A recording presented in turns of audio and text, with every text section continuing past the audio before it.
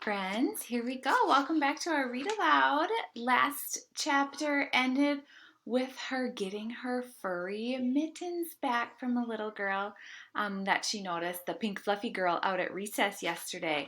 So let's find out what chapter 8 is all about, called I Am Not a Crook. The next day, I went to principal's office. The grouchy typing lady looked over the counter at me. I rocked back and forth on my feet. Yeah, only I'm not even bad again, I said. I just need to go to the lost and found, and that's all.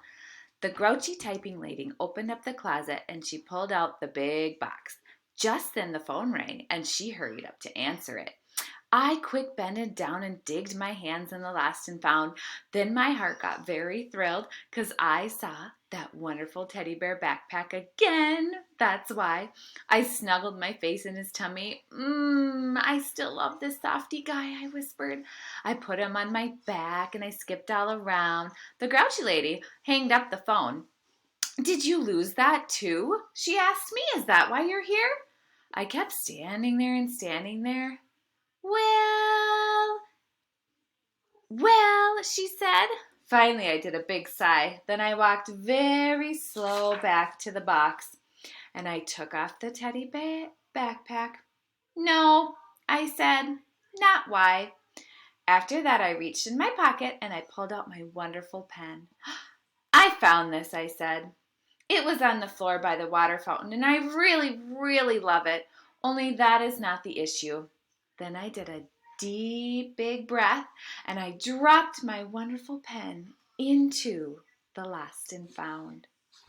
Did Junie B. Jones do the right thing, friends? I think so. I am not a crook, I said, kind of quiet. The grouchy typing lady looked nicer at me, and she ruffled my hair. No, she said, of course you're not a crook. After that, I rocked back and forth on my feet some more, and I waited and waited and waited. The typing lady raised up her eyebrows at me. I'm waiting for the grin, I explained, only there seems to be a delay. She laughed right out loud. That's when I felt it. The grin. It came right on my face. Hey, it's working, I said real squealy. I skipped all around the office very happy. Then the typing lady opened the door and I skipped all the way back to room 9. And guess what? I didn't even find a pen that writes 4 different colors.